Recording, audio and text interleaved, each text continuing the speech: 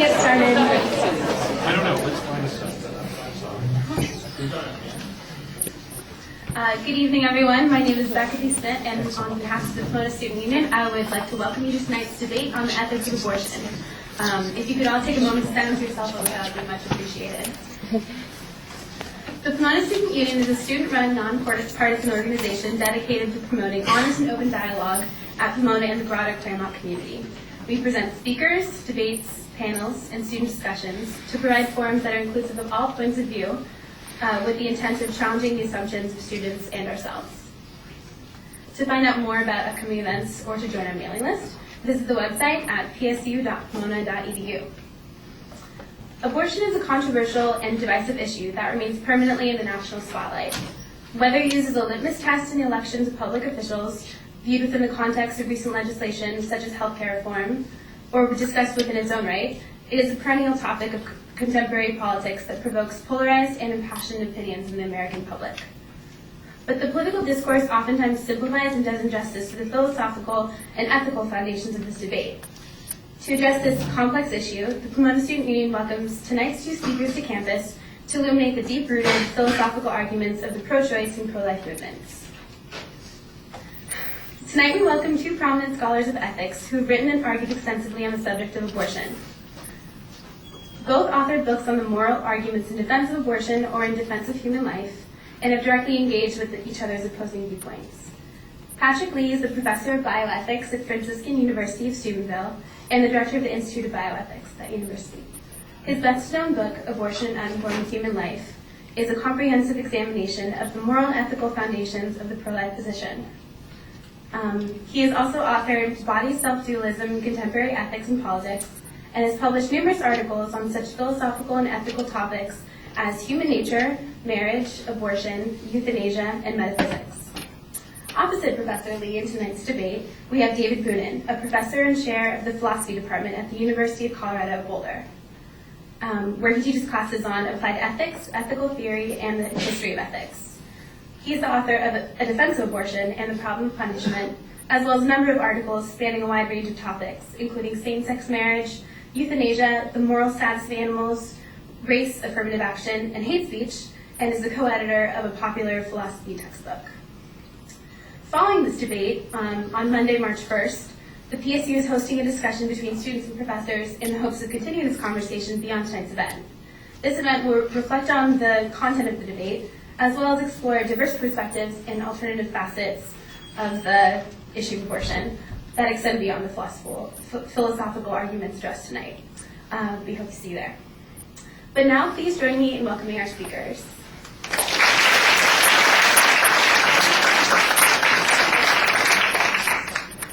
Tonight's format will begin with 10 minutes of introductory arguments for each speaker, followed by 2 rounds of 5-minute rebuttals and 5-minute closing arguments, with a question and answer session to follow.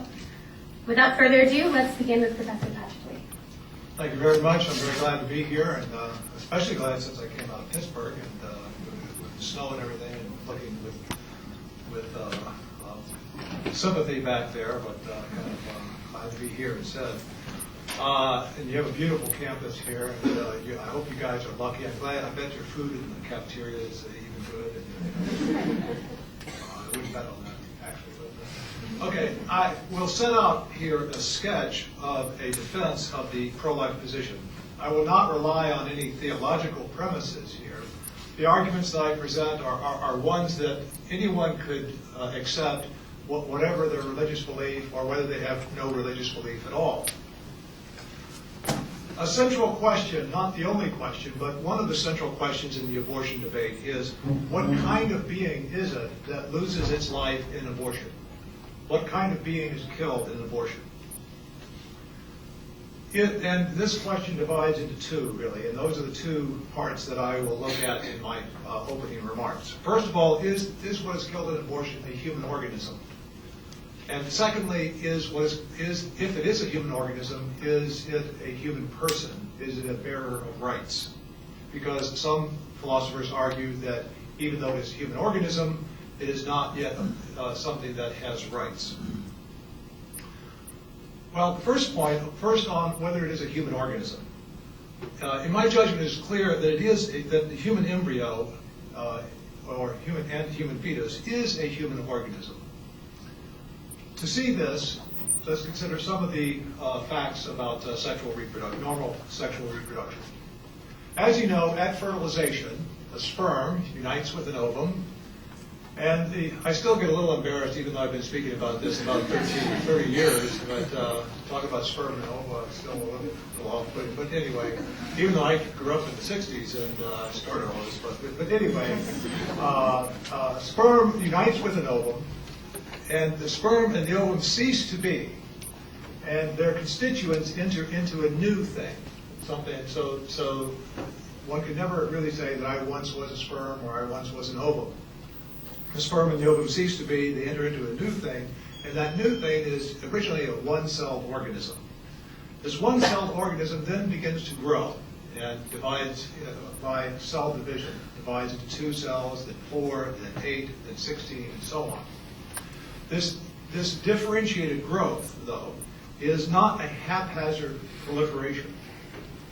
The active self-development of the embryo is internally coordinated by the epigenetic program that is within the cells of the human embryo from the beginning, and in also the arrangement of those cells.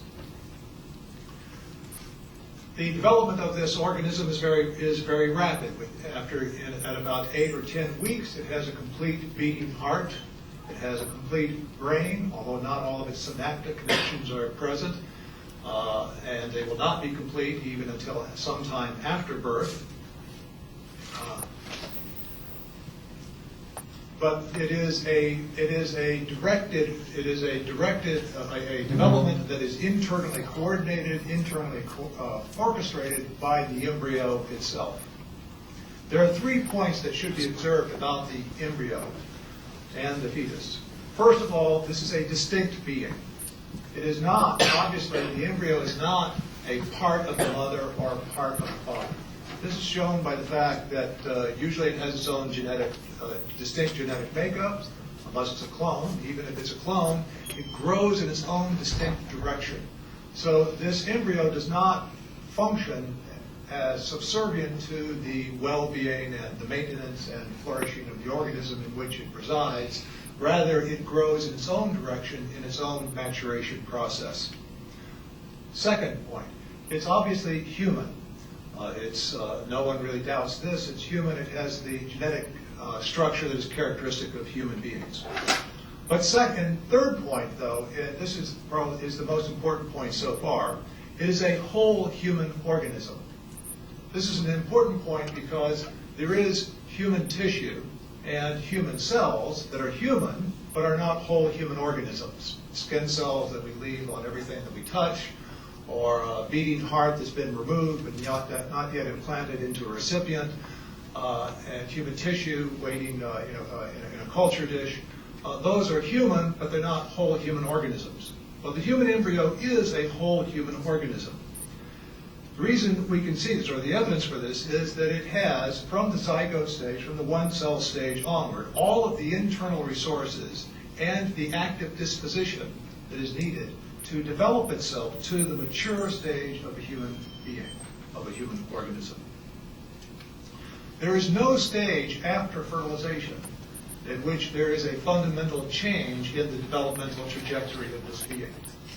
Everything that happens to the embryo after fertilization either assists or retards the internally orchestrated development of this organism.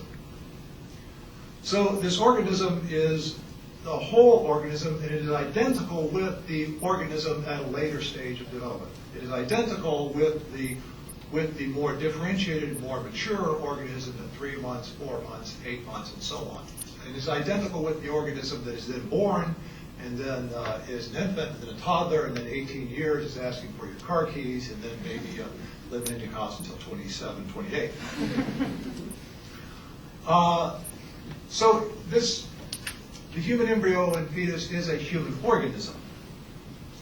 Now, given that we are organisms, that is, we are not just consciousnesses that have organisms or possess or inhabit organisms, but we are particular types of organisms, It follows that you and I began to be when the human embryo that we once were began to be. So you and I once were adolescents, you and I once were children, you and I once were toddlers. Also, you and I once were infants, and before that, you and I once were fetuses, and you and I once were embryos.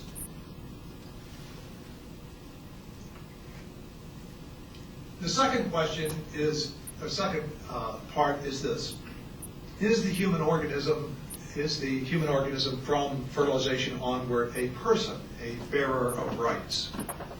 Some argue, as I mentioned a moment ago, that in order to be a bearer of rights, in order to be a person, in that sense, the term person, one has to be not just a human being, not just identical with the being that later will walk, talk, reason, make free choices, and so forth, but one must also have certain mental functions or have the immediately exercisable capacity for certain mental functions.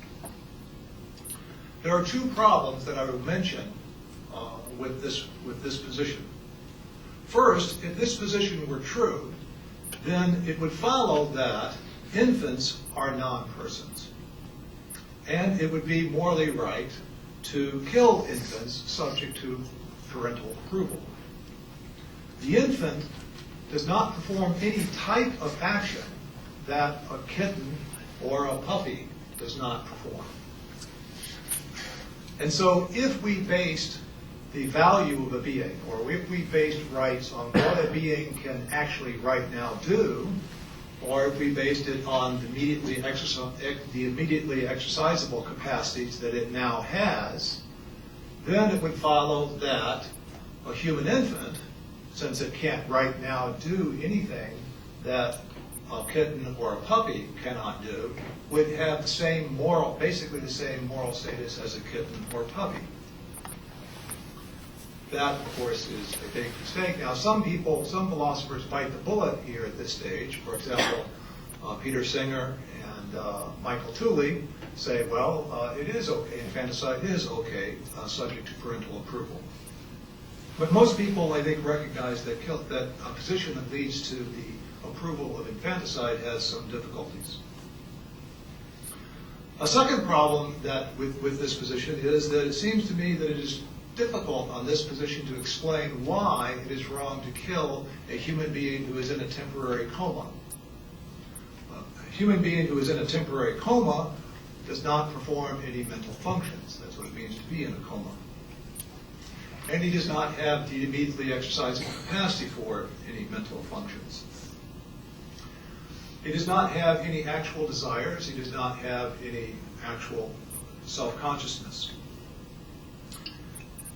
I would suggest that the best explanation for why, we could ask that, well, is it wrong to kill someone in a temporary coma? Well, of course it is wrong to kill someone. You cannot kill someone who is in a temporary coma. But why is that case? Why is that the case? I think the best explanation for why one cannot kill a human being who is in a temporary coma is that he is the same kind of being as you or I.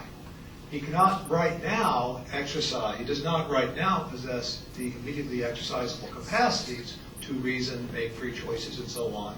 But he is the kind of being who has a rational nature. He is the kind of being who has the internal resources to actively develop himself at some stage, given the appropriate circumstances, given perhaps some help with drainage of a hemorrhage or hematoma in his brain and so forth, to get to the stage where he can do those things. So I would suggest that the basis for whether a being has rights is not what a thing right now does, or what a thing has the immediately exercisable capacity to do, but rather what kind of being it is, what nature it is. And a human being in a temporary coma has a human nature, which means it has a nature. He has a nature that orients him to developing himself to the stage where he will reason and make free choices. And that's why he has respect, or that's why he has basic rights. Now, someone might say that a person in a and I think, but if that is the case, a human embryo also, human embryo, human fetus are in the same boat. A human embryo, human fetus has a nature that orients him or her to actively develop himself or herself to the stage where he or she will develop, will make free choices and shape his or her own life by those free choices. So where the issue, I think, between David Boonin and I is going to be, or one of the issues between us, is what is the basis for rights? And I argue that the basis for rights is the nature of the being. And the nature of a being is some basic natural capacities to get to a certain stage.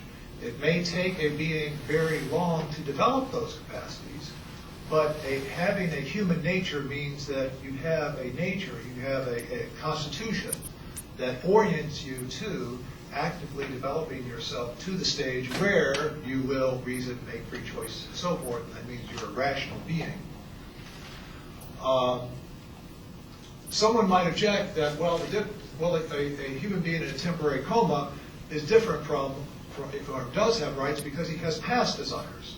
But if a being, if I had, suppose I were in a type of coma in which I was going to recover consciousness, but not any of the consciousness I had in the past. Suppose I needed to have brain surgery, but we knew that the brain surgery would result in my having a complete amnesia. I would regain consciousness, but I would not regain any of the memories and skills and habits that I had in the past. Would it be right to kill me then? Well, of course it would not. But why? Not because of the past desires or the past consciousness that I had, because that's all gone. I suggest that why it would be wrong to kill me in that situation is because I am still a rational being, even though I can't exercise any of those basic natural capacities at that point. But I think that's also what is true of a human embryo. So but the basic argument that I would set forth is that what makes a being valuable, or human beings are valuable in virtue of the kind of being they are, namely rational beings. But they are the kind of being they are from the moment they come to be and continue to be that kind of being until they cease to be. And therefore they have intrinsic value, are bearers of rights from the moment they come to be and until they cease to be. Thank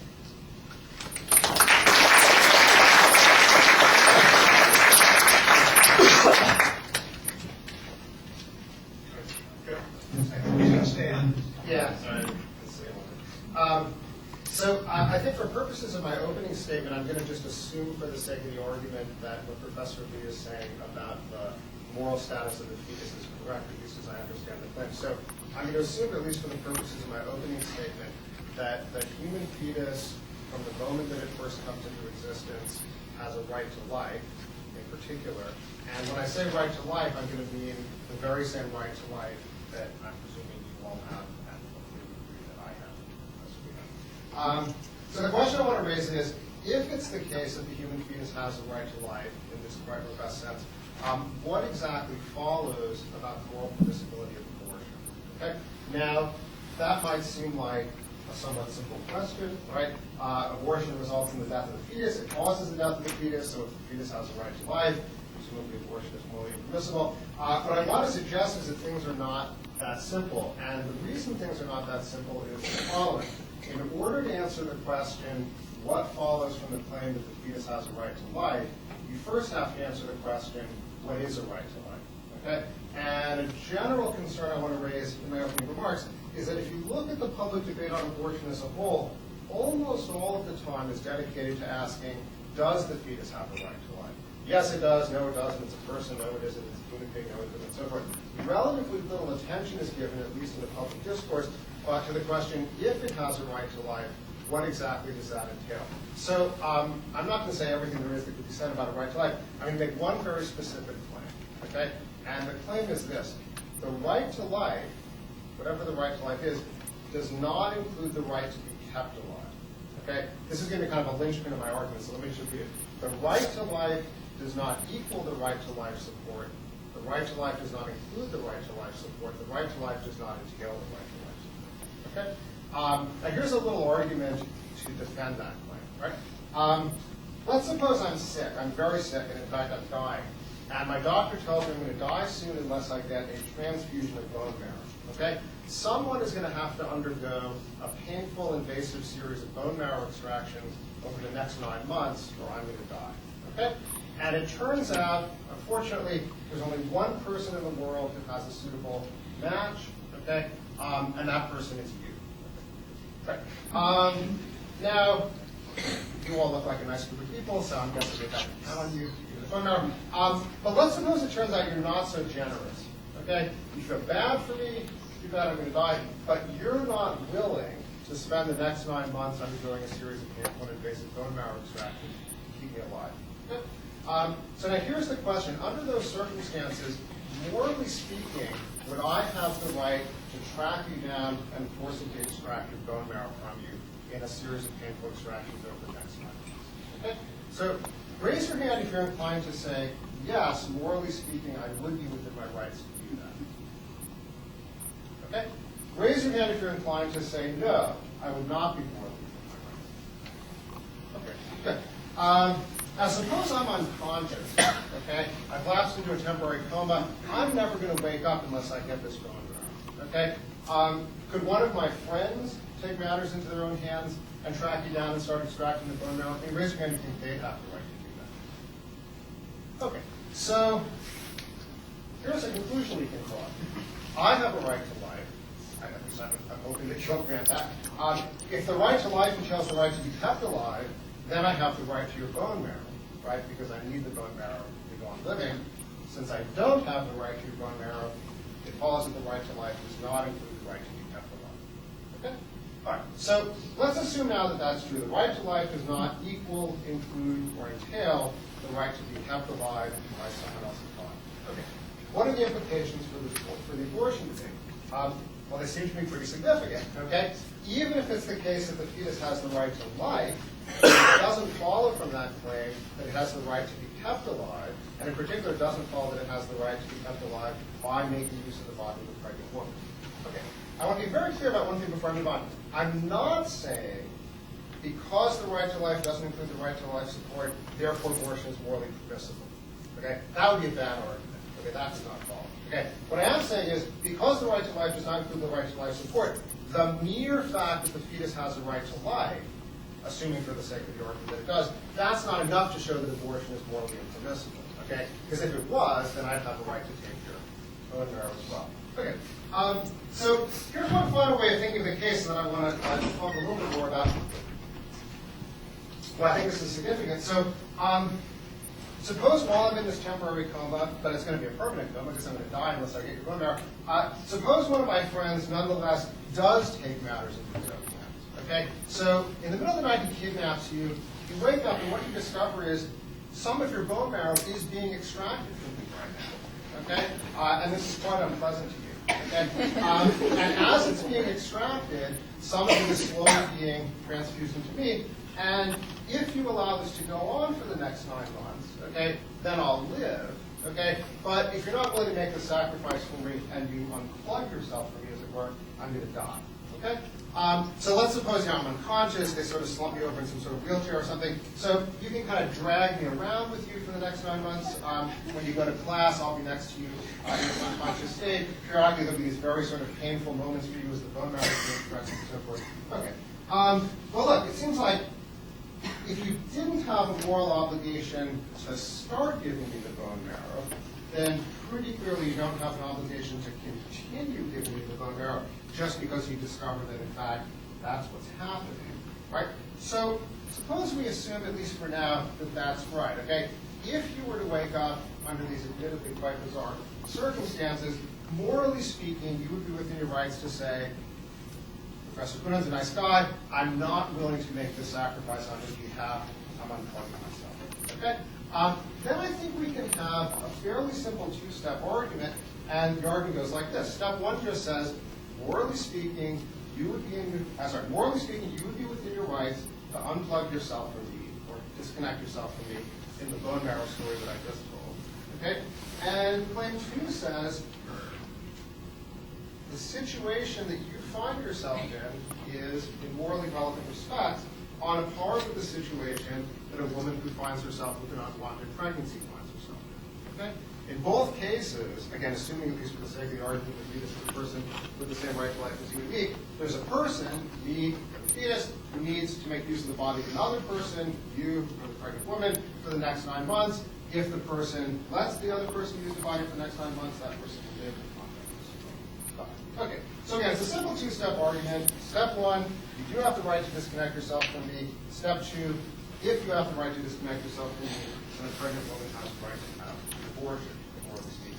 Okay, now, I didn't invent this argument. It's been kicking around in the philosophical literature for about the last 40 years or so. It's had a fairly big impact within the philosophical literature. It hasn't had such a big impact, as far as I can tell, on the general public debate about abortion. Now, within the philosophical literature, most people think that's a bad argument, okay? Including, I think, many people who are defenders of abortion rights. They just don't think that that particular argument is a good argument, okay? I'm in somewhat of a minority in this case.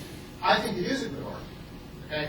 I recognize that there are a number of objections that can be raised against the argument, but what I think is if you work your way through the objections, what you'll discover is, again, the objections are actually not successful. So, do I? Okay.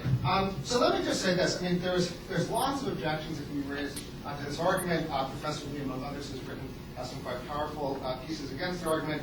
Let me just, at least briefly, before I conclude my opening statement, let me just note one objection that probably already strikes a lot of you as sort of fairly obvious. There seems to be this pretty striking difference between the two cases, right? In the case that I described, you did not do any voluntary act that led to being the case that you're stuck to be. Okay?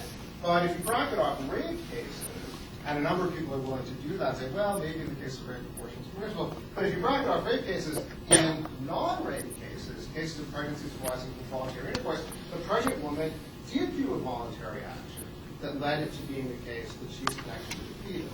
Okay? So you didn't do anything that led to you being stuck to me. The pregnant woman in non-rape cases did do a voluntary act that led to her being stuck to the fetus, as it were. Okay? And this difference between the products of voluntary actions on the one hand and the products of involuntary actions, or just non-actions on the other, in all sorts of contexts, that distinction turns out to be morally relevant. Okay? So I think it's very natural to suspect that there's a deep flaw with the argument right there at the foundation, again, at least if you bracket off rape cases.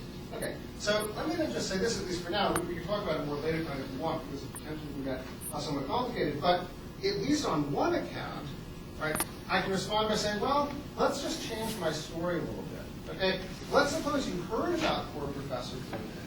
You understood that Professor Boonin needed to be plugged into you for 9 months in order to go on living, and you decided you were willing to go ahead and do that.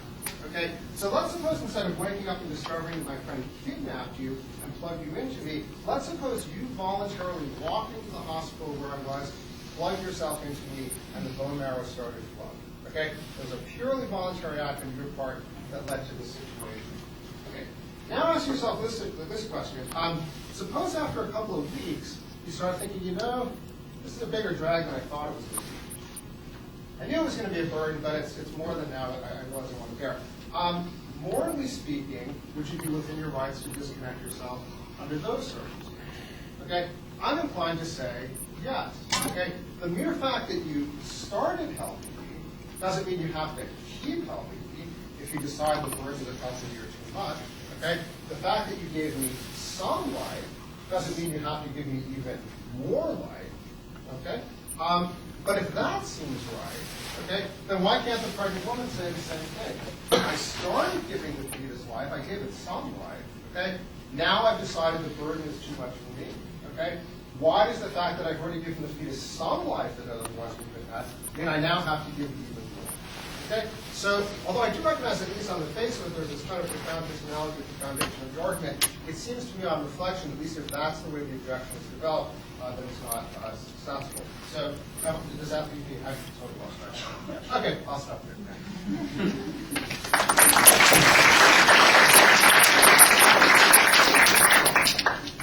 Okay, I'll keep my remarks about 5 minutes.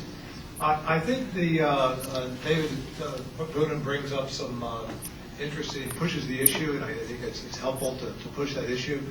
It seems to me that that the responsibility, that the fact that a man and a woman do something that they know might cause a baby to come to be, does make a difference. If they voluntarily do that, that does make a difference. I think that we have a special responsibility to our children, partly because we do something that we know might result in their coming to be. There's one very big difference. I think there are a lot of differences. Part of the argument is going to be talking about some of these examples and talking about where the difference is. I want to just say something brief about the example, then go to some basic principles. But one very big difference is that the man and the woman, that they don't just do something that helps somebody who already exists. I recognize, I think most people in sort of my natural law theory position would say that if you recognize this at the end of life, if you begin life-sustaining treatment, you might begin to realize after a few days, well, this life-sustaining treatment is too burdensome, and if it's too burdensome, if the burdens really are out of proportion to the benefits, then you can withdraw that life-sustaining treatment.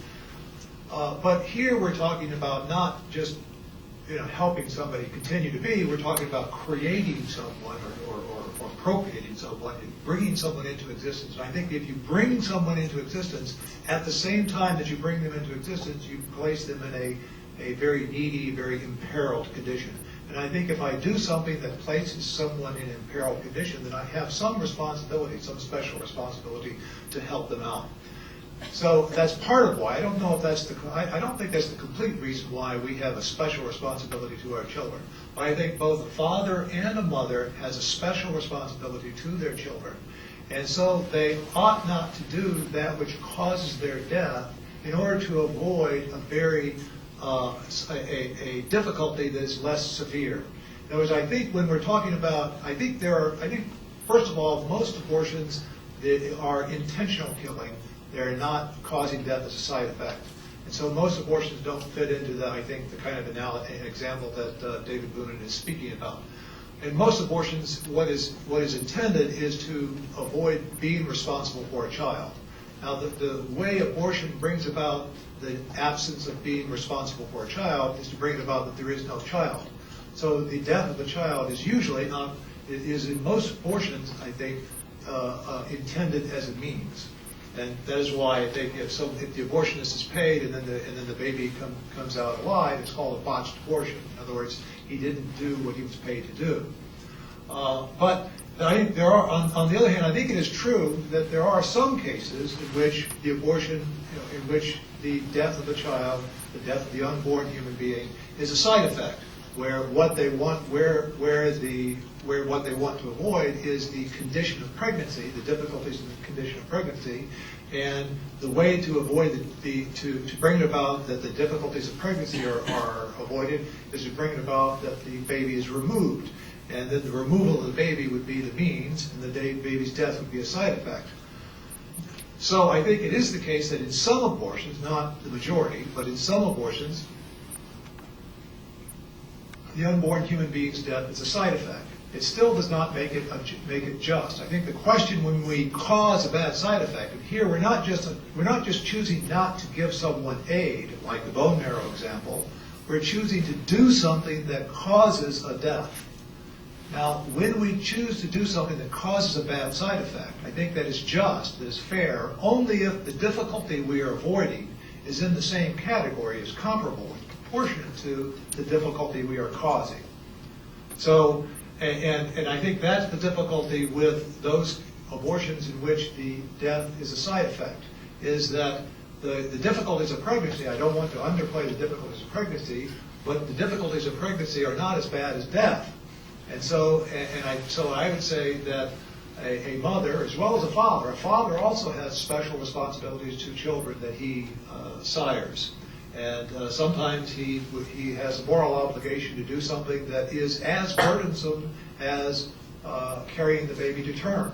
It's a different kind of burden, but having to continue working in the coal mines or having to continue to work in the steel mill or something like that instead of going and doing what one wants to do, that sometimes can be just as burdensome as what a mother does. But so both a father and a mother have special responsibilities to the child. And that means that at the very least, they ought not to cause his death in order to avoid something that is not as bad as death or not nearly as bad as death. That's what I was thinking. I probably ended up my 5 minutes. It seemed like a minute and a half to me, but probably seemed like 10 minutes to you. Thanks. Well, that's great. So, yeah, look, I mean, generally speaking, I agree with Professor Lee that there are all of these differences between the scenario that I described to you in the typical case of a pregnancy. So I tracked at least 5, there might have been more, but you didn't cause my neediness, the woman did cause the neediness of the fetus, you're not my mom or my dad, right? We have special obligations to our children. When I die, you're not intending the death, it's a foreseeable side effect. In the abortion case, Professor Lee suggested that's not the case. There's also sort of a doing, allowing, or sort of causing versus allowing versus intending, foreseeing. And then there's this thought about the role that father's obligations to pay child support might play. So I don't really have time to give sort of an exhaustive response to all of these concerns. I think on the face of it, it's clear that these do all point to differences. I think in general, connotation, many of these differences are morally relevant. But I do think once you start working through the cases, and I can't sort of do it all in 5 minutes, I think there are responses. So let me just give a couple of examples. One thing that's quite conspicuous is the idea that you did not cause my needy condition. Okay, I just said I was sick. Okay, but in the case of the pregnancy, the woman's, at least in the non-rape case, the woman's voluntary active intercourse causes it to be the case that the fetus is needy. Okay, so I'd say, look, change the case I gave you and say, why did I get sick? Because you poisoned my food. Okay? If you poisoned my food, now you're responsible for the fact that I'm needy. Your voluntary act caused my neediness, and then probably most of you are going to say, now you do have an obligation to feed your life, right? So it looks like my argument's in big trouble here, right? It looks like when you cause someone's neediness, then you have an obligation to meet the needs, right? Okay. But here's why I think there's a difference between standard causing neediness cases and the pregnancy case. When you poison my food and cause me to be needy, you harm me. Okay? In a typical case, causing someone to be needy is causing them to be worse off than they were before, or worse off than they otherwise would have been. Okay? You harmed me by causing my neediness, therefore you owe me compensation for harming me, and the compensation is going to have to come in the form of restoring me to the condition I was in previously, namely not being needy. Okay? The pregnancy case is very different. It's true that the woman's voluntary act caused the fetus to be needy, but the act that caused the fetus to be needy wasn't an act that harmed the fetus, because it wasn't an act that made the fetus needy rather than non-needy, right? It was an act that made the fetus needy rather than not existent. Okay? So I think the best explanation of why you would owe me support in the case where you're responsible for my neediness is that you harmed me. Okay, now you owe me compensation, and I think that doesn't apply in the case of voluntary intercourse leading to pregnancy. Okay, what about the idea that you're not my mom or dad, and we think in general parents have special responsibilities to their offspring, okay, or their children, let's say. Okay, again, at least on the face of it, just seems right to me. Okay, I have a son and a daughter, and I do think I have special obligations to take care of them that I don't have to others. Okay. The key question here, I think, is what do we mean by referring to someone as my son or my daughter? Okay, one thing that might mean is my son or my daughter in the biological sense. Okay, my progeny, my offspring. Okay, the other thing it might mean is my son or my daughter in the custodial sense. Okay, adoption is a clear way of distinguishing between the two. If I adopt a son, that son is not my child in the biological sense, but he is my child in the custodial sense. Okay? The woman who gave the child up for adoption, that's still her son in the biological sense, but it's not her son in the custodial sense. Right? So the key question is, which of these senses is the morally relevant sense when most people on both sides of the abortion debate agree parents have special obligations to their children? Okay. Well, suppose the claim is that it's the genetic sense. Okay? If someone is your genetic offspring, you have a special moral obligation to them because they're your genetic offspring that you don't have to someone else. Okay. This move yields results that I think virtually everyone on both sides of the abortion debate is going to reject. So here's one example. Picture two women who each have an embryo planted in them. Okay? And in one case, the embryo is genetically related to her, and in the other case, the embryo is not genetically related to her. Okay? I gave an example like this in my book. At the time, it was sort of a science fiction example. Apparently, it became true several months ago. I forget where, but I read about it in the news. So in any event, if it's the difference between the obligations you have to your genetic offspring and the obligations you have to others that makes the difference between the bone marrow case and the pregnancy case, then it turns out that the woman who's pregnant with an unrelated embryo may abort, and the woman who's pregnant with a related embryo may not abort. Okay? But I think virtually everyone on both sides of the abortion debate is going to reject that result. Either they're going to think both of them can abort, or they're going to think that neither of them can abort. And then, so what was that? I thought you had that question. Okay. So then, let's see. There was so much there. Let me say this really quickly. This argument intending and foreseeing, I think actually I'm largely in agreement with Professor Lee that in a number of contexts it's quite important. So the basic idea, as I understood it, was when you unplug yourself from me, you're not aiming at my death. Too bad I'm going to die. You're just aiming to liberate yourself from me. Okay? But in the typical pregnancy case, I think the claim to be the woman who has the abortion is aiming at the death of the fetus. Okay? As Professor Lee put it, if the fetus survives the abortion, she's going to feel that she hasn't gotten what she came for. Right? Okay. I'm inclined to think in typical cases that's probably true. But there's another side to the story, okay, which is that she also is intending to end this burdensome pregnancy. Okay? So here's a different case to picture. The woman goes in for an abortion, the procedure is over, the doctor's, and she says, okay, I'm not pregnant anymore, right? And the doctor says, oh, no, you'll be pregnant for the next 7 months. Okay? But I fixed things such that when it comes out, it'll be dead, so don't worry, you won't have to raise this again. Okay? Again, as in the botched abortion case, the woman's going to say, that's not what I came for. Okay? I want to not be pregnant. Okay? It may be that I also want not to have a child to raise, but part of what I'm aiming at is I want not to be pregnant. Okay? So in the typical case of pregnancy, I think what you have is two simultaneous intentions. Okay? It's like someone who goes on a diet, their intention is to be healthier and to be more attractive.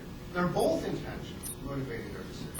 Okay? In this case, there is at least arguably a legitimate intention, the intention to be relieved of the burden of the pregnancy, and an illegitimate intention, the intention to end someone's life. Right? So what I'm inclined to say, maybe this will just have to be the end of my comments here, is once again, the thing to do is revise the case that I gave you and ask yourself what you think of it. Right? So suppose you really don't want to be burdened by keeping me alive. Okay? But suppose in addition, you want me dead.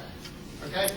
So let's say you're the second chair trumpet player, and I'm the first chair trumpet player, and if you unplug yourself from me, not only will you not be burned by having given your bone marrow, but now you can advance to the first chair trumpet. Okay.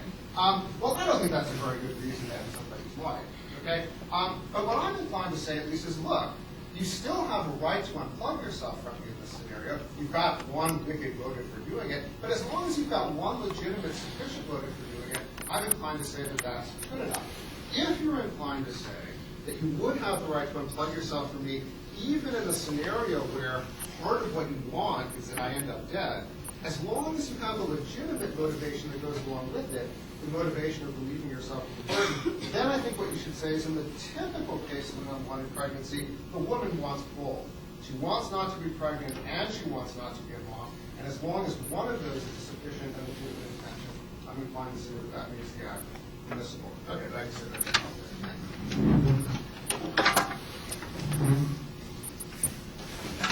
Okay, on being a parent, I think that David Boonin has the distinction between a biological parent and a custodial parent. I think that being a biological parent is not simply the genetic relationship alone. It's that one has done an act which one knows might produce a child. And actually does produce a child. If I find out I've done that, as soon as I find out I've done that, I know I have a responsibility to that child and to that mother. I've done something, even though I didn't intend for it to result in the coming to be of a child. I've done something that I knew might result in the coming to be of a child. Now that that child comes to be, I have a special responsibility to that child that I don't have to children, say, over in some other county that I don't know of. So that special responsibility is going to require me to perhaps quit school and get a job or get a second job. It might require me to do do some very onerous things. But I think that the source of our special responsibilities is not simply that we have consented to those responsibilities or consented to relationships that generate responsibilities. Sometimes we acquire special responsibilities through no consent, through no choice of our own. If I'm walking across a field and I find a baby in the field, then I have some special responsibility, even though I just found this baby in the field. I can't just go and throw this baby in the woods so that nobody will know that I saw and came across the baby. That would be morally wrong to do that. I have a responsibility to take the baby home. If I take the baby home and then I can't find someone to adopt it, I think I have a responsibility to take care of the baby until I can find somebody who will take care of the baby. So I think I can acquire special responsibilities, I think, through coming into a kind of union with or acquiring a certain connection with other people. And then that gives me that connection. I ought to care for myself, but I also ought to care for those other people who are close to me in various ways. And a child that I produce is very close to me, and therefore I have a special responsibility to the child. Now, I think that means that I ought not to choose. There are two things, I think. First of all, it means even if the child's death is a side effect, if I were a woman, if I were pregnant, I was choosing to avoid the difficulties of pregnancy, and that's what I was primarily doing, then I think if that's what motivated me to do it, the question here is not just mixed motives or sort of, the question is not just, as an afterthought, okay, I'm happy that this also happens, that I avoid the pregnancy, but what is it that moves me to will to go get the abortion? That's the question. I think in most cases what moves a person to go get the abortion is what moves them to choose to get the abortion, to remove the baby, is to avoid the responsibility of the child. And that's why I think that is not just an afterthought, but that's what motivates the choice. But even if that's not what motivates the choice, even if what motivates the choice is the intention to avoid the difficulties of the pregnancy, I think it's still unjust. I think the problem I see with the approach of David Boonin is that, and Judith Thompson, and developed very much like in David Boonin's book, is that it seems to me that it's still saying that it's okay to do something that causes a very grave harm in order to avoid something that is very, very much less of a harm. Pregnancy has difficulties, but it's not in the same category as death. So it's unfair to cause a great harm in order to avoid a much lesser harm. Especially when I have a special responsibility to the person to whom I'm causing that harm. If that approach were correct, it seems to me that if we got into the delivery room and the baby was going through the birth canal, spent too much time in the birth canal, turned out to be hypoxic, too much, not enough oxygen in the brain, then we might say, okay, well, yes, we consented to have this child, but we didn't know we were consenting to have a handicapped child. Now, raising a handicapped child can be very, very burdensome. It can be very difficult. But the difficulty here, it would be morally wrong for me to abandon, to detach myself from someone because of from a baby. That I'd say I take the baby home from the hospital, but the only reason why I took the baby home from the hospital is that, well, he was hypoxic and I couldn't find any other situation, and so I haven't consented really haven't consented to the relationship with the child. On the approach of Thompson and the argument set out by David Boonin, I think it would logically follow that it would be okay for me to detach myself from that baby, and maybe the only way to detach myself from the baby would be discarding the baby in some out-of-the-way place, even though I foresee that the baby would die. I think that's clearly wrong, but I think the reason why it is wrong is that I have a special responsibility to my children. Sometimes a special responsibility means that I have to do some very difficult things so that I don't cause these grave harms.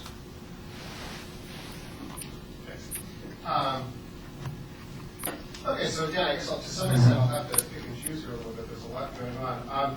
Maybe two quick comments, one slightly more developed, and I'll see if I can get in more points. So the two quick comments. First of all, with respect to the idea that it's wrong to cause a harm, that's a grave harm, to avoid a significantly less serious harm, if that claim is made independent of the additional claim that there's a basis for the special responsibility, then you are going to be stuck having to be alive for the next 9 months, because it's going to be much, much worse for you to die than it is going to be for you to lose your bone marrow. So I agree with Professor Lee that it's going to be crucial to the anti-abortion argument there to say not just that there's a grave harm at stake, but that there's some sort of special obligation. Secondly, with respect to the abandoned baby case, I'm again inclined to agree, at least up to a certain point, we can acquire moral obligations due to no fault of our own. Okay? So if I change the story to one in which I'm going to die if I don't get bone marrow, there is bone marrow waiting for me. It's just going to take 3 weeks before they can give it to me. And in the meantime, I have to crash at your house and you have to feed me. Okay?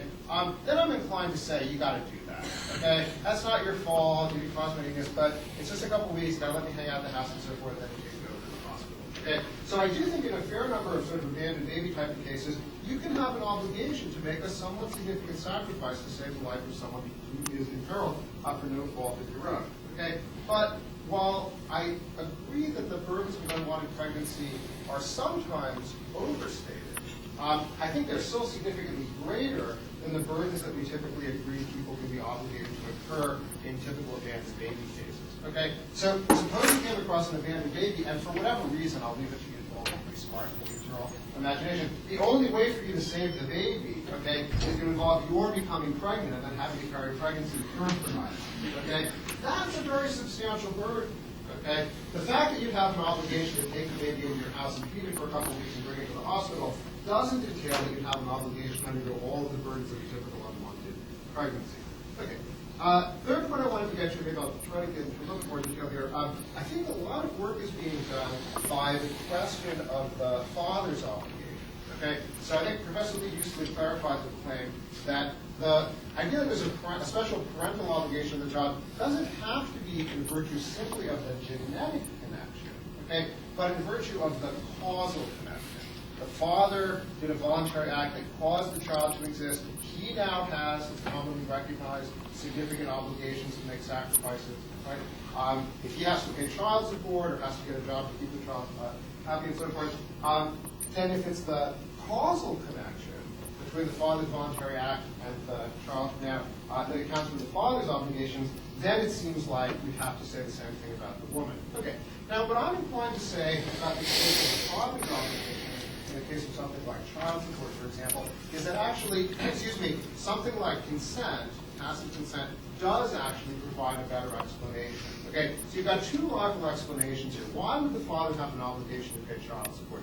Explanation one, the causal explanation. Explanation two, the consent-based explanation. Okay, how can you test the relative merits of those two explanations?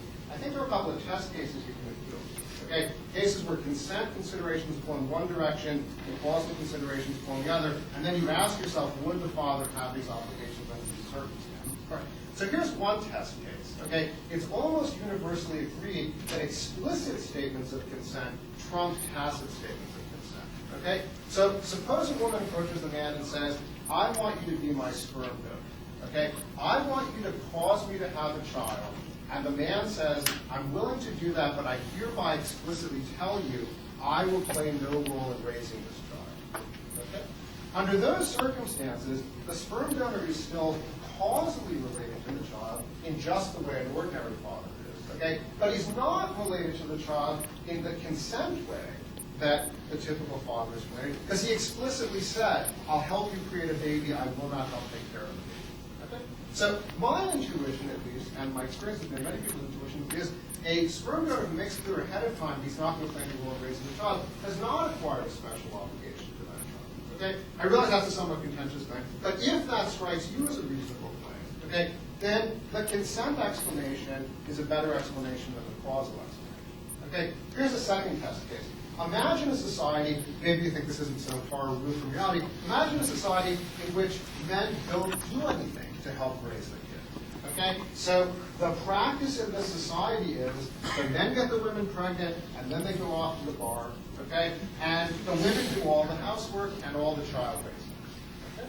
Okay? In a society of that sort, where there's no expectation that the man is going to play any role, okay, in raising the child, it's quite clear that by having sex with a woman, he's not tacitly consenting to raise the child. Right? Tacit consent always takes place against the background of some sort of social convention. I think of something like tipping. Okay? But it's still the case that he caused the child to exist. Right? So again, you can ask yourself, under those circumstances in which the man's act causes the child to exist, but there's no convention on which this is understood as any kind of indication of tacit consent, do you think he would have an obligation to help with the child?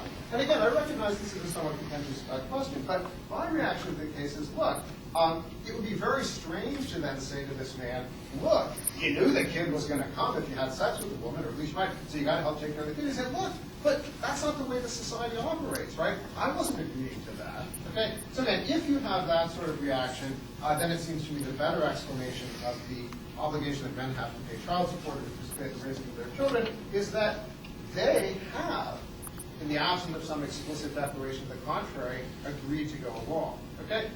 Now you have to ask, and I guess this is the last part I'll get to, what's the upshot for the pregnancy argument, right? Well, when a woman consents to have sex with a man, she is consenting to something, right? She's consenting to having sex with him, right? She can't later claim that the act wasn't consensual, okay? But it's not the case that she's consented to then not have an abortion, okay? Again, she might just explicitly say, look, I want you to know, I'm not interested in having kids right now. If you get me pregnant and have an abortion, she clearly has not consented not to have an abortion. Okay, I'm guessing my time is running out, so I'll go ahead and sit down. Thanks. Whose turn is it? Yeah. So where's the closing Oh, statement? closing statements. Right, okay. Oh, okay. I'm sorry. Okay, I just from the fact that the negation by your voluntary negation, I don't agree that sperm donors have no that this sort of explicit agreement to donate with sperm to a woman is not engendering responsibilities to the child. I don't agree to that. But even if that were the case, from the fact, if it were a fact that the explicit voluntary negation of one's consent would wipe out or could remove an obligation, it does not follow that the only way you can have the obligation is to have consent. In other words, there's a logical non-sequitur there, I think. Go back over the logic of it there. There's a logical non-sequitur there. I think that does not. I don't think that consent is the source of it, and so I think that okay. So now, but to conclude in terms of, I think our argument here, we've of course gone back and forth and we disagree, but I hope we've helped to clarify where we disagree and clarify the issue. That's a project that we, although we disagree on a very serious matter, we can agree on that project. And where we disagree in terms of on the last part of it is, on this last issue, is that I would say that you approach this issue about causing the death of a baby the way you approach other issues. And the way you approach an issue, I think that I would say, first of all, a choice to the intending of the death of an innocent human person, in my judgment, is always morally wrong. And that cannot be justified by a good end or by the desire to avoid bad consequences. But sometimes we also do things that cause bad side effects. Now, sometimes causing a bad side effect can be morally okay, but sometimes, very often, causing a bad side effect is not morally okay. Where do we draw the line? We draw the line in terms of fairness, in terms of, okay, if I am doing something that causes harm to someone, but I'm doing that in order to avoid a much lesser harm to myself, then there is an unfairness there.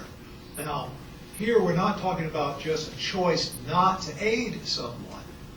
Okay?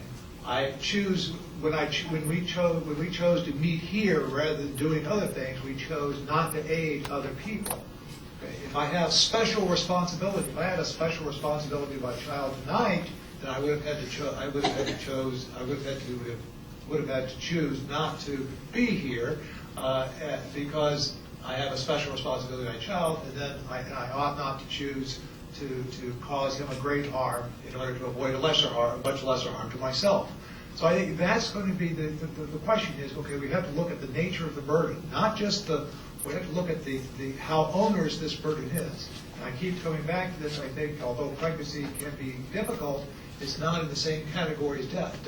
Pregnancy is not as bad as death. And so to choose to cause someone's death in order to avoid a difficulty that is much less than that, and when we are also talking about someone to whom I have a special responsibility to, I think that is morally unjust. So that's why I don't accept the bodily rights argument.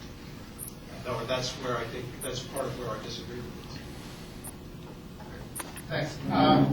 So, yeah, let me just wrap up with a couple of comments. So, I started by giving this argument. I acknowledge, lots of people don't think it's a good argument, including lots of people who support abortion rights. I acknowledge there's lots of objections that you can raise, and I wasn't at all surprised that the rest of you got raised a lot of them, are potentially quite good objections. I think what I want to do in conclusion is not so much continue the project of trying to fend off the objections. I think really what I want to encourage you to do is think through the argument more for yourselves with respect to any of the particular objections that we raised. Try to use the technique that I think Professor Lee and I both have been sort of deploying when it comes to trying to figure out what the more relevant property is. Try to identify the relevant test case. What would you think about the abandoned baby case? What would you think about the child support case? What would you think about the case where you're stuck and so forth? So instead, I think what I want to do is move out of sort of defensive mode and just emphasize a couple of respects in which I think this pro-choice, if you like that term, argument, I think in a number of respects is actually better than the more familiar arguments that at least in the public discourse you can hear in defense of abortion. So let me just mention a couple of these advantages. One is this. Many arguments in defense of abortion, and Professor Lee alluded to this in his opening remarks, seem to run the risk of sliding into the defense of infanticide. Okay? I mean, if you think the fetus 1 second before it's born isn't a person and doesn't have a right to life, otherwise, how can you really think that 1 second after it's born it now has a right to life, right? I mean, the difference in physical location, the 1 second of development, that can't really make a difference in its moral status. But notice that the argument that I appealed to tonight doesn't depend on the claim that the fetus doesn't have a right to life, right? It depends on the claim that it doesn't have a right to be kept alive by your body. So once the child is born, it doesn't magically change its rights standing, okay? But now it's like a case where now you've been disconnected from me, okay? From the fact that you have the right to disconnect yourself from me when I need to go on, I need to work on living, it certainly doesn't follow that once I'm disconnected and healthy enough to go off on my own, that you can then come and stab me in the back, right? So this argument in defense of the permissibility of abortion, I think fairly straightforwardly doesn't run into the infanticide problem in a way that many other arguments in defense of abortion do. Second comment is somewhat related and has to do with the loss involved in miscarriage. So a number of critics of abortion have pointed out that it seems to be true that women who experience miscarriage, I mean, at least when they wanted to be pregnant, they experience that as a very serious loss in a way that's quite different from, say, discovering that they weren't really pregnant in the first place. Okay? Well, if the fetus is just a blob of tissue, okay, then this seems kind of misguided. What's the big deal? Okay? And so again, it can seem that a lot of defenses of abortion kind of can't really account for the genuine loss that's experienced in miscarriage. Okay, but again, notice the argument that I presented tonight doesn't run into this difficulty at all. If you decide you're willing to keep me alive for the next 9 months, and after a month and a half of giving me this bone marrow, I die anyhow, well, hopefully you'll feel a little sad or something like that. But it's appropriate for you to feel lost because the one who died was someone of genuine moral value. Okay, so again, the argument that I presented tonight doesn't, I think, have this difficulty with accounting for the loss involved in miscarriage. And then just 2 sort of final points. There's a kind of case that I've seen a number of critics of abortion appeal to, and often defenders of abortion kind of freak out at this point, okay? And this has to do with laws that, for example, would enhance punishment for assaulting a pregnant woman if the assault causes the death of the fetus. Okay? So picture two cases of assault. One man assaults an unpregnant woman, another man assaults a pregnant woman, and the result is that the fetus dies. Suppose the law says, in the second case, that guy did something worse. Okay? We think a worse punishment is merited. Okay? A lot of defenders of abortion get very worked up at this point and say, no, we can't do that. That's going to admit that the fetus is important or it has rights or something, but we can't admit that. But notice on the argument that I gave tonight, there's no problem with saying that assaulting a pregnant woman and causing the death of the fetus is a worse thing than assaulting, I don't know if unpregnant is a word, but assaulting a woman who isn't pregnant. Because imagine the case where, again, you decide you're willing to stay with custody for the next 9 months, to let you leave on there, okay? And someone then attacks you in a way that prevents you from keeping me alive, and I die, okay? I think everybody would agree that's a much worse thing to do than to attack someone who isn't keeping someone else alive, okay? And so again, the defense of abortion that I offered this evening doesn't run into this problem that I think a number of other arguments do. And then finally, and I'll be really quick on this, it's kind of a common mantra, again, we sort of in the public discourse on abortion, where the pro-choicers say, safe, legal, but rare. Okay? We agree, we'll reconcile with the pro-life people. We'd like abortions to be rare as possible. But oftentimes, I think that the critics of abortion are entitled to say, well, what's the basis for this? Right? Again, if it's just a blob of tissue, who cares? Right? How many abortions occur? What's the big deal? Okay? But again, on the argument that I offered this evening, I don't think there's anything at all puzzling about the thought that abortion could be both permissible, okay? You would be within your rights to decline to make a serious sacrifice to keep your life, but also thinking it'd be much better if that very rarely happened, right? It's still a very bad situation, right? Even if you're within your rights not to help me, okay? It'd still be much better if it was a rare situation to begin with, okay? So, I agree with Professor Lee, again, at least on the face of it, that there are a lot of objections to the sort of argument that I've been presenting tonight. But I think it also has a kind of robustness to the more familiar arguments in terms of what you lack. And that's one of the reasons that I think it's important to try to continue the project of evaluating these objections. I'll stop.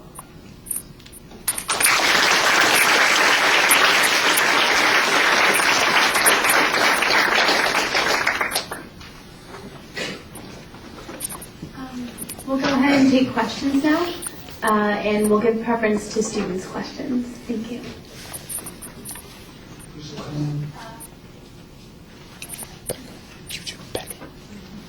I guess you right back there with the striped shirt, you had your hand up first. I had a question for Dr. Boonin. I was wondering where you think rights come from. Because, the Declaration of Independence says that we're all endowed with the right to life by our Creator. Dr. Lee might say, the rights are intrinsic to the human being by nature. But you just took the straw poll, and said, would you consent to donate your bone marrow to keep someone else alive? And you can say that yes or no.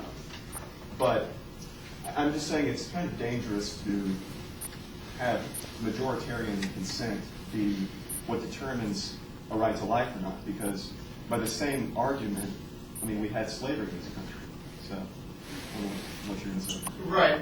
Yeah, so a couple things. So first, just to clarify, the question wasn't whether the people in the audience would agree to keep you alive. The question was whether they thought they would have a right to decline to keep you alive if for whatever reason they were unwilling to.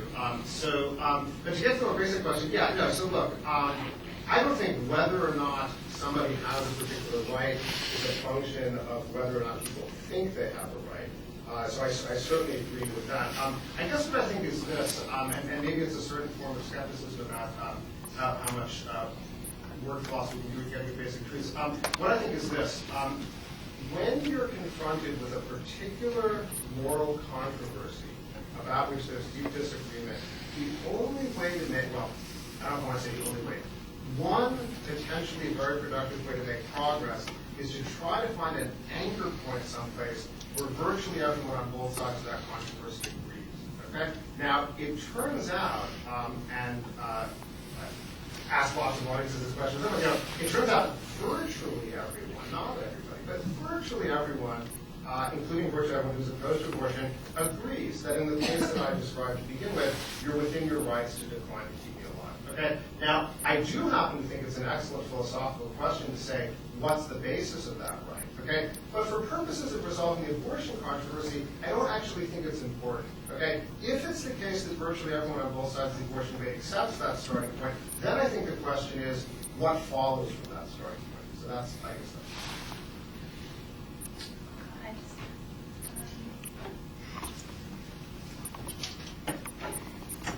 I had a question about your bone marrow case, and sort of put in simple terms, is there anything morally relevant about the fact that sex is fun?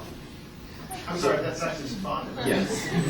It seems like if in the bone marrow case I had signed up to be on some sort of bone marrow registry and had been paid for my signing up, I had gotten some benefit from putting myself in a position where I might be called upon to give you my bone marrow later on. Right. Then there would be something morally different about the bone marrow registry with payment case versus the just straightforward bone marrow case. Right. Is there anything different where I've derived some benefit from putting myself in a situation that I receive a right. job? So I guess I would say, in the example you described, I don't think it's the deriving of the benefit that's doing the work. I think in that case, it's really as a form of consent. So I mean, at least as I understand the example you're giving, I interpreted it at least as joining the registry involves agreeing to, be a donor if your name comes up or something like that. So, so that would really be like a case where, again, it seems to me, the man says, or the woman says, I guess the woman, because she's the one who's going to get pregnant, I explicitly agree here that if I become pregnant, I'm going to provide the life support. So I don't think it's necessarily the benefit that's doing the work. The other thing you could do if you wanted to sort of test that hypothesis is you could think about a case where you do a fun activity, and the fun activity leads it to being the case that you can then keep me alive. So let me give you an example. I need the bone marrow, 9 months worth of support, I'm going to die. Right now, no one in the world is an appropriate match for me. Okay? You know the following. If you engage in this fun activity, some weird change in your bone marrow will take place, and then you'll become an appropriate match. Okay? So you do the fun activity, how it turns out you know that you can keep me alive. I'm inclined to say the fact that you had some fun, and that the fun led to it being the case that you know you can keep me alive, doesn't mean that now I've got the right to take your bone marrow. That's my information. Let me just add one. I mean, on the bone marrow thing, I think there are so many. I mean, you mentioned that there are so many differences between the bone marrow case and the pregnancy case that I mean, to try to isolate out. Okay, well, let's try to get let's alter this and alter that. And you get more and more bizarre to try to get it more and more like the pregnancy case. I'm not sure that's going to do the trick.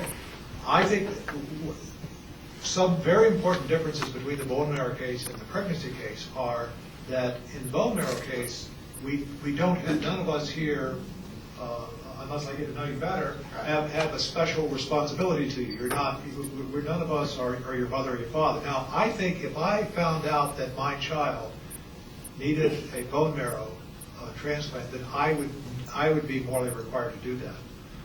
Now then we would go to the question, well, where is the source of my responsibility to my child? Is it in the consent or is it in the causing and all that? But that's a huge difference between the pregnancy case and the bone marrow case.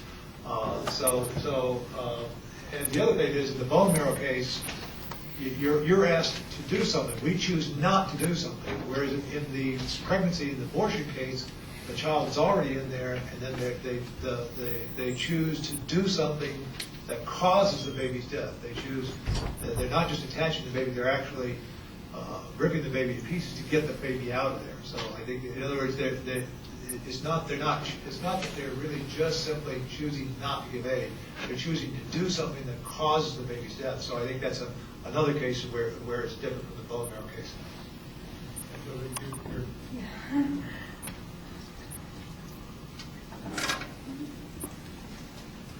My question is for Professor Boonin. You gave us the case where you needed bone marrow.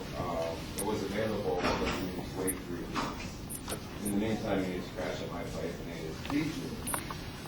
And you said that in this case, I would need to teach you, I would need to have you. And I'm just wondering on what basis you make that claim.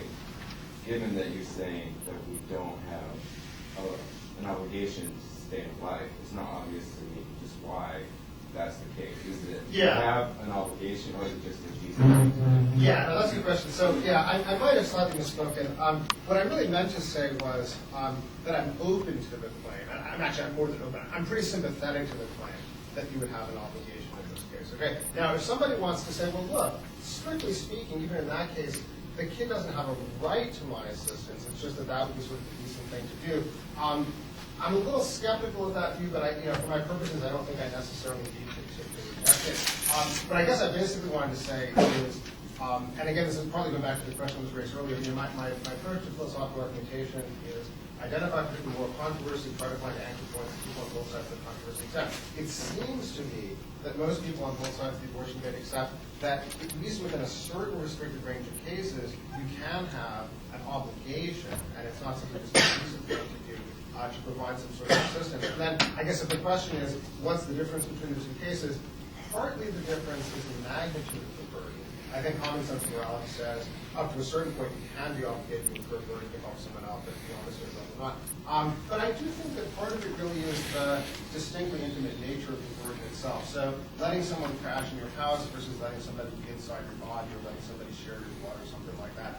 I think that that's a relative difference. And if you ask what the basis of the difference is, I'm really not a moral theorist, to be honest. So what I just think is, if you look across a relatively broad spectrum of cases, you'll find that that distinction between these intimate physical burdens and other sorts of burdens strikes almost everyone as morally relevant. So maybe I'll just give one other example, far outside the abortion context.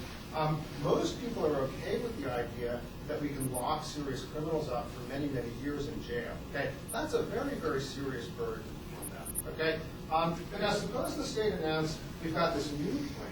Okay, what we're going to do to the very serious criminals is we're going to use them as bone marrow suppliers, okay, and blood suppliers, and maybe the occasional kidney and so forth. My impression is virtually everybody would say that's not okay. Okay, so I think there is a deep theoretical question about why some burdens can be required of people and not others. I don't really purport to have an answer, but in the context of the abortion controversy, as long as it's the case that most people on both sides of the abortion debate accept the relevance of the distinction, I kind of want to leave that for the theorists to work out the details. And not to say that it isn't interesting. I think it is actually very interesting. We'll take just two more questions.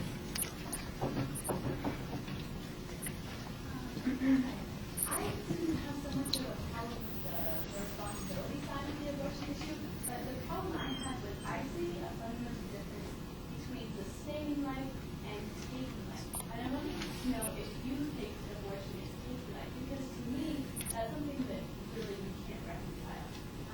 I can see that it might be fair to say I don't want to sustain life, but to me, I can't deal with I'm going to take. Okay, yeah, I'm glad you asked that question, because I mean, in a way, this was one of the objections that Professor Lee mentioned within the scope of a couple of the other points, and I didn't mean to address it. So let me say a couple of things about that. So there's a general question, is killing someone morally worse than merely refraining from preserving? Okay, I'm inclined to say yes. Okay, I think most people are inclined to say yes. I have some respect for people who say no, but I'm inclined to say yes. Okay. So now there's a couple of further questions. So the first question is this. In the bone marrow case that I described, if you unplug yourself from me, are you merely allowing me to die, or are you killing me? Okay? Now your intuition, and I suspect the intuition of a lot of people is, it's pretty clear you're just allowing me to die. Okay? But let me mention one example that I think puts at least a little bit of pressure on that thought. Suppose I have a pacemaker implanted in me, okay, because I have a heart condition. I need this pacemaker in me or I will die. Okay? And suppose you can push a button, and if you push the button, my pacemaker will fall out. Okay? So you simply remove the pacemaker from me. Okay?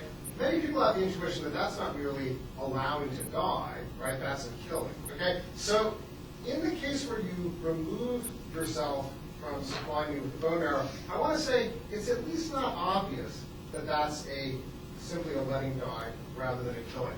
But then I'll make two other comments. One is, and this potentially can get somewhat detailed, I think it really depends. You asked about abortion. It really depends on the method of abortion. So many standard methods of abortion uncontroversially involve killing the fetus prior to removing it or in the act of removing it. That I think is uncontroversial. But some methods of abortion, that's not so. Okay, so hysterectomy is a method of abortion that in effect is performing a cesarean section on a pre-viable fetus. So the fetus is removed, it's intact, it's still alive, but because it's pre-viable, it's no longer going to survive. Okay, so that method of abortion, at least, seems to be the same as you are unplugging yourself from me with respect to the distinction between causing a death and simply withdrawing life support. Various pharmaceutical forms of abortion, at least Article 486 from what I understand, are in the same sort of category. So you take a drug that renders the uterine wall indispensable to fetal development.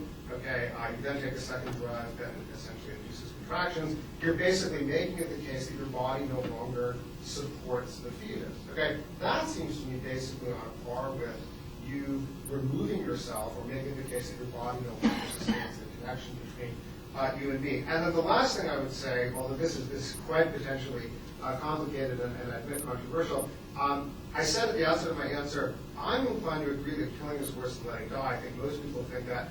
I think what you have to do at this point is ask yourself why killing is worse than letting die in typical cases. And what I'm inclined to think is that the answer is because causing someone to be dead rather than not dead is worse than simply allowing someone to be dead rather than not dead.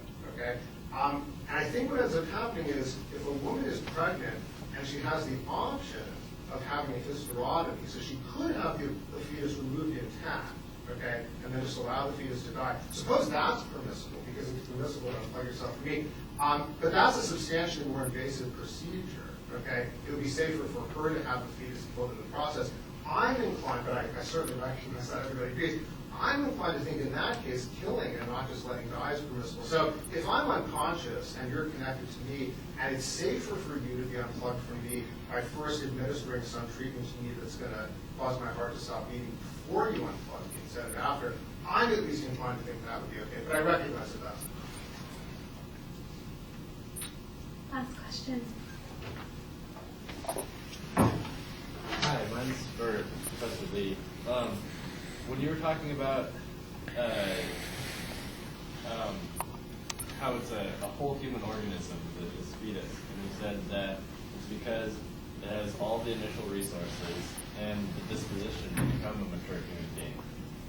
I'm wondering how you feel about children who are lacking some of those initial dispositions or initial resources, like children with Down syndrome, missing a chromosome, that sort of thing. Well, I think, yeah, a Down syndrome baby or a baby, there are all sorts of genetic defects. They still have the internal resources that are orienting them to develop the mature stage of the human. There's just some defect that there is also some defect that's going to prevent the actualization of that program completely in every respect. So, and we all have some kind of defects like that. But if the genetic defect is so severe that it's not an organism, for example, in like a hydatidiform mold or a parthenode or a teratoma or something like that, then it's not. It doesn't have that dynamism toward the mature stage of a human. Then it's not a human being. But that doesn't mean that there can't be defects in the genetic program. It just has to have a genetic program, or I should say a epigenetic program, because it has to have not only the DNA sequence, but also the genes have to be modified in a certain way that's programmed to develop itself toward the mature stage of a human. Then it's a rational animal. Then it's even if there's also some other defect that means it's going to die before it reaches the full maturation, it still is a humankind. It is still a member of the humankind. Thanks everyone for coming.